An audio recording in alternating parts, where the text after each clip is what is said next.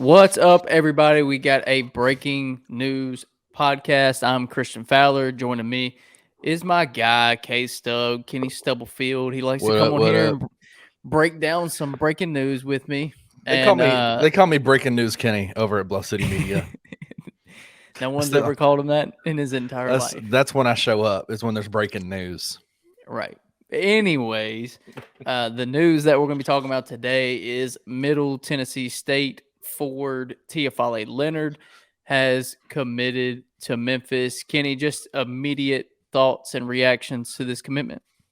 Well, I mean, first off, I think we can automatically pencil in Teafale Lenard as AAC conference first team name, the Yeah. preseason name. I love that name, Teafale Yeah. Lenard. Yeah. That's powerful. Never heard that one before. It's a I new one. like it. So I'm Okay. putting him in the name. I'm putting him in a preseason name category. Like that's dope. But yeah, man. I mean, again, you see what Penny's doing. Christian? What is Penny's mindset about college basketball, about basketball in general? What is his focus? Defense. Right. Plain and simple. Defense. And what is Teafale Lenard? A really, really good defensive player. Describe his defensive game for me. You've seen a lot of film. Break it down for me. Yeah, I would just say he's a guy that knows how to use his length and athleticism effectively. 6'7", plays. He's listed as a guard, so he can really play 2 through 4, Right. small ball lineup 4 if he needs to, but more comfortable at the 2 and on the wing. Last season, 1.6 steals a game, 1.8 blocks a game. I mean, you don't see many players in the country over 1.5 steals and blocks per game. So it's just that just doesn't happen too often. So versatile, defensive wing. I think he'll play more wing and Penny. I don't see him playing 2 guard at Memphis. But 8 points, 4 rebounds, almost 2 assists. So he's a stat stuffer. He's not a great scorer. Like I said, 8 points a game, around 50 to 55% shooter.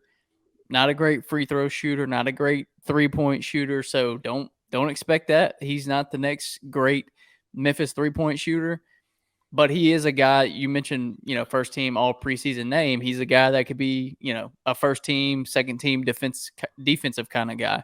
Right. That's what he brings to the team. We know how much Penny values that and wants that on every team that he coaches. He wants high level defensive guys, and that's what Teafale is. And that's why he fits a need and a role on this team is because I feel like he knows what he is offensively. He's played 2 full seasons now at the collegiate level, played in 70 games in 2 years. So he's gotten a lot of minutes. He's been on the floor a lot, even though, he'll only be a junior this year, but he's very experienced for only being a sophomore. And as I mentioned, I think he knows at this level in his career what he is. He's a defensive player that, that's his priorities, to play defense and score if he's open or when he needs to. He's not someone that's going to be shot jacking. That's not really his style.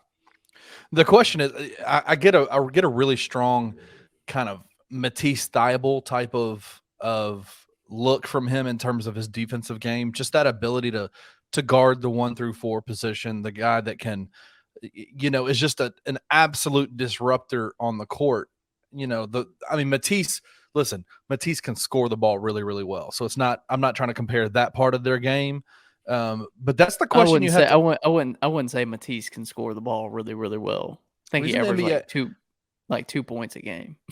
Right now? Let me see. I think so. I'm pretty sure. I think you're right. Oh, 4.1 points per game. Yeah. 4.1 points, 2 points. So listen, you're right. The times that I've seen him play, maybe he shoots well for me because I'm watching. Yeah, but maybe it's for you. Maybe it's for me. But I think that, you look at a guy like Teafale Lenard and you say, your impact on the defensive side of the floor is going to make up for any of the deficiencies that might be out there in terms of the offensive side of the court. And that's fine. But I do think we do need to set the expectation for Tiger fans that he's not going to come in and be a 10 to 15 to 20 point scorer. That's just not his game. He is going to be a disruptor, floor, long, athletic. You'll probably see him the spear, the tip of the spear of that 2-2-1 or 1-2-2 press that Penny likes to put on. It'll be interesting, man. It'll be interesting to see how he does. Yeah, I mean, I like the pickup. It's another one where it's like, okay, where's the superstar? And I know that's people's thoughts. That's always going to be the be question people's we're going to thoughts. Until they get, a top 5 level, top 10 level transfer, that question is going to continue to come up. But you have to have role players to win championships. Also, you have to have role players to win basketball games. Also, if you've got guys like if you're sitting around and you're a Tiger fan and you're waiting for Penny to just pick up, just go get the top 5 guy in the transfer portal rankings, like that takes time. Just like high school basketball recruiting takes time, that stuff takes time. But like you said just a few minutes ago, as you're building your roster out, if you're bringing in guys like Nick Jourdain, if you're bringing in the other guys that potentially having commits from those guys that have been visiting, those are good pieces to a really talented team. The question is who's going to be that linchpin for that team, right? Like who's going to be the shooting star of that crown class? Jewel, the crown jewel. Thank you. Yeah, and I think you made a good point saying it's like high school. Like the guys that are higher ranked, like the top 5, top 10 guys. Yes, a couple of them will make a decision early. Like Jameer Nelson Jr. is already committed to TCU, so a couple of those guys will pop early. But just generally speaking, those guys are being recruited by so many schools and so many high level schools, right? That they're going to do their due diligence, because most of those guys, when you look at the top 10, top 15, most of those guys are legit NBA guys with high level NBA potential, lottery pick, first round pick kind of guys. So they're going to, not that everyone's not going to take their time, but they're really going to look through and file through, whittle it down, take visits to schools, have multiple meetings with coaching staffs, understand what that coach wants their role to be, 100%. Understand what school is the best fit for them. So, and let's be real, they're going to take. They're going to take more get them time. the best NIL. Where are they going to get the NIL deal from? Yeah, right. That also, but I mean, those things take time. They don't happen overnight. And you may be saying, well, why is it so imbalanced? Why is it so different? Why can't the guys from 60 to 100 do that? Because they don't want all those top 10 guys eating their scholarship spots at other schools. Mm-hmm. So they're going to go jump on those opportunities quicker and fill a spot before someone else does. And I know that's unfair, and it's, weird times that we're living in, but that's the way that it is. Like, if you got a scholarship offer from a school that you like, jump on that. Yeah. And if you're not a top level transfer and, coaches aren't going to kick other guys off a scholarship or remove other commits for you, then you get in while you can. And that's the nature of the beast right now.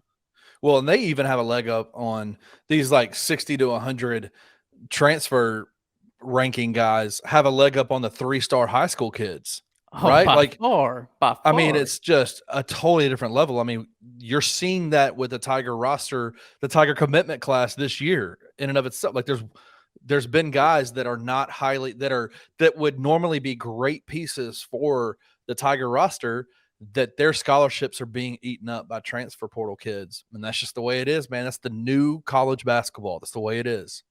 Yep. That is the world that we're currently living in. But regardless of all of that, this is a good get for Memphis. Teafale Lenard, as we mentioned, versatile defensive wing, can add some offensive athleticism, some upside on offense with his athleticism, finishing around the rim. He's definitely got hops. He can definitely get up around the rim, so he can help you out there. But defense. You've broken down his game just a little bit, and I appreciate that. But you said it on the Bluff this past week that you were the most excited about him. Like, you got to help me understand. Like, that's a strong statement coming from you. You don't say things like that very often. Why is he the one you were potentially the most excited about? Yeah, I think he's just one of those guys that completely changes your defensive culture. I think he's the guy that sets the tone. I think he's the guy that can help lead a top 10, top 15 defense. And obviously we know that's where Penny's prioritized. We've talked about that.